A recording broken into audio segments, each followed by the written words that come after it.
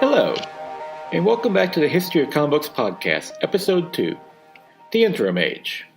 The period between the Golden Age and the Silver Age of comics is considered between 1945 and 1956. It is mostly marked by the reduction in sales matched by the regulation brought on by the increased scrutiny and the CCA, otherwise known as the Comics Code Authority.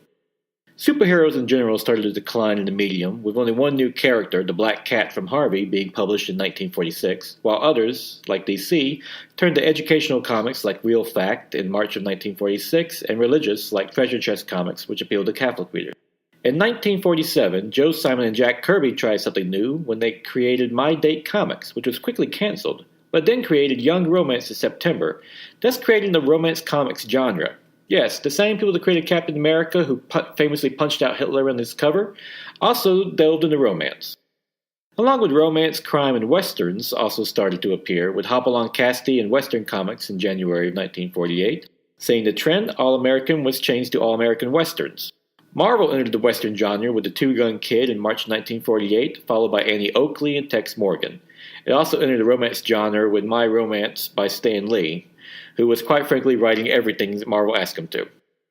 However, it was the crime genre that was the biggest, with Crimes by Women in June of 1948 and Murder Incorporated January 1948. It was mature and violent content of these books that brought about their success, but also started to turn up public opinion against the medium, as Dr. Frederick Werven of the New York Department of Hospitals held a conference on the psychopathology of comics, which attacked comic books as corrupting children. At the same time, ABC broadcast a special What's Wrong with Comics?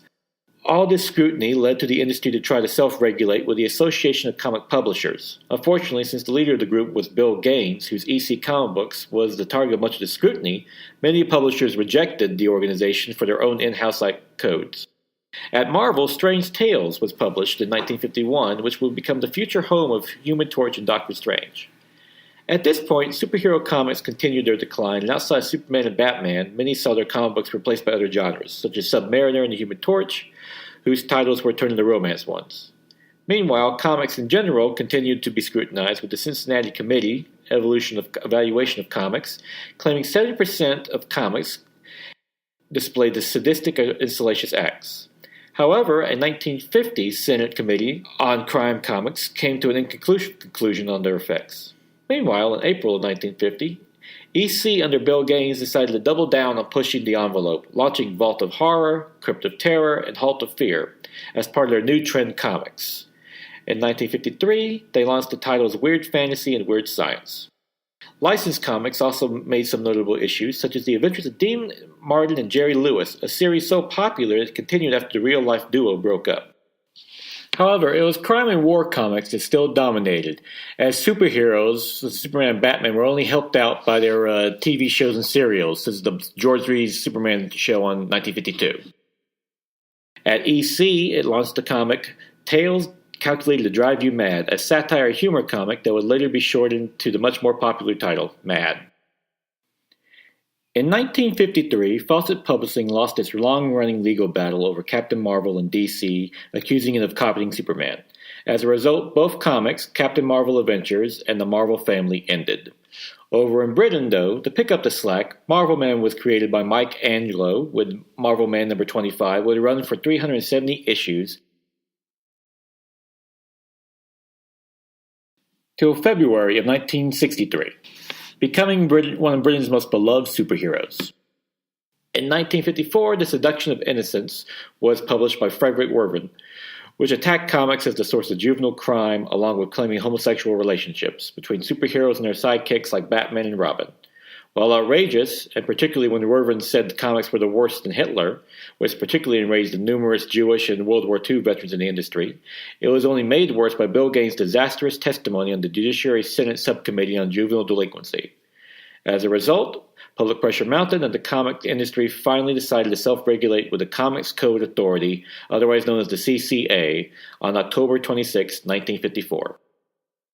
While made with good intentions, such as provisions preventing bigotry based on race or religion, it also stifled creativity and innovation, and especially hurt EC, as it banned the use of the words horror and crime in the titles. As a result, nearly every issue of EC was canceled except Mad, which was changed to a magazine format by issue number 24 in 1955 to avoid the CCA. Thus, Mag Magazine was formed. Meanwhile, the rest of the comics industry continued to chug along, with Brave and the Bold by DC featuring the Viking Prince, Silent Knight, and Golden Gladiator. Also of note is Detective Comics number 2225 in November 1955, which featured the first appearance of the Martian Manhunter, DC's first superhero since the Golden Age. While technically a Silver Age hero, his appearance is not considered the beginning of the Silver Age, that belongs to another one who would eventually appear in Showcase, a comic that DC launched in March of 1955. It was in this comic that a certain Scarlet Speedster would be revived, leading to the revival of the comics in general, and finally bringing on the Silver Age.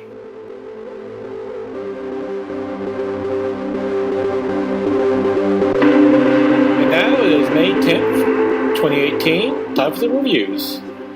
First off, of course, favorite comic book this week, Batman White Knight number 8 by Sean Murphy. A superb conclusion to the fantastic Elseworlds miniseries that features a reformed Joker now calling himself Jack Napier trying to rescue Gotham from what he believes to be the worst threat, Batman.